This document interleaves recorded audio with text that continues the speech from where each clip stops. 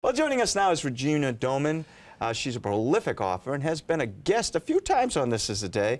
And today she talks about her book, now 10 years old, but fresh as ever, as it is pro-life message.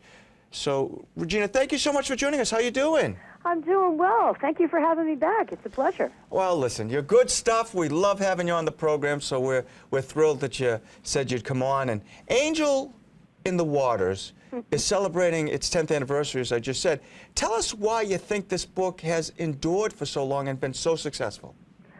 Wow. Well, you know, as an author, you never really can tell, you know, like why people will be drawn to a book. I just think that this book was a gift. You know, of all the novels that I've written, obviously this took the shortest amount of time to write. I think I wrote it in like a half an hour. So it really kind of was just a gift. I was expecting my first child, and I was thinking about what was going on inside the womb. And it occurred to me that maybe he was talking to his guardian angel. So I just wrote this little story. And it has just touched so many people. I think because it humanizes the unborn child by making him a character in a story and an individual who has feelings and desires and likes and dislikes, you know, just as individual babies in the womb have. And so I think that really brings home the humanity of the unborn child in a way, in a very subtle way, that really speaks to people. I wouldn't even say it's subtle, Regina. I'd say it's pretty in your face, you know, and the message is such a wonderful message that every child, the child in the womb, even at the instant of conception, is a real person with great dignity. Now, I'm holding the hardcover book in my hand, 10th anniversary edition, and I love the pictures by Ben. Can you tell us about how that all came about, your relationship with the artist himself? Oh, my gosh. Well, Ben is a good friend of mine. He actually lives down the street. His wife is one of my best friends. I met Ben when he was a student at Christendom College, and he is the most naturally talented artist I've ever met in my life. You know, he grew up in Catholic schools, and he was always drawing. He just, you know, just like a great pianist plays every day, you know, to keep in shape.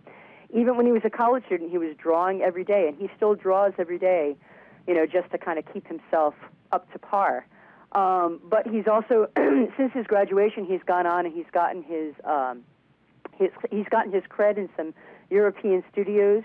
You know, he's also paints in oils and other things. So he's really got an incredible amount of talent, and he's worked very hard. But like I said, we met when he was a student. I became friends with his wife when she started babysitting some of my kids. And when they were looking for an artist, you know, for this book, when Sophia Institute Press accepted it, I recommended Ben. And they kind of looked at his stuff, and at that time, I think he had only done a couple of advertisements for local businesses, and they were like, well, he doesn't really have the kind of, you know, credibility that we need.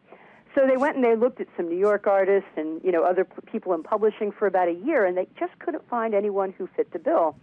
And meanwhile, you know, Ben had kept on beefing up his resume, and then they came back a year later, and I said, I really think you need to look at this guy again. I mean, he's Catholic, he's so pro-life, and, you know, he's really, really good. And they went back and they looked at his portfolio, and they were like, wow, he has an incredible amount of stuff in here now. And they said, okay, we'll give him a try. And he just came back with these drawings, these watercolor drawings that were just amazing.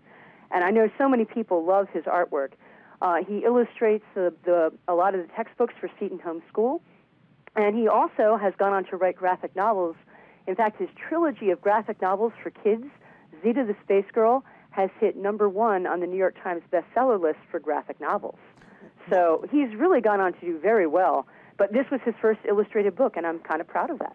Well, we're running a little short on time. Why is it so important to share this story with young children? Because I think it kind of, it helps them to retain their pro-life sensibility. I mean, I think it's a natural thing to be pro-life. It's just common sense, and kids know that. But that, it really kind of strengthens that.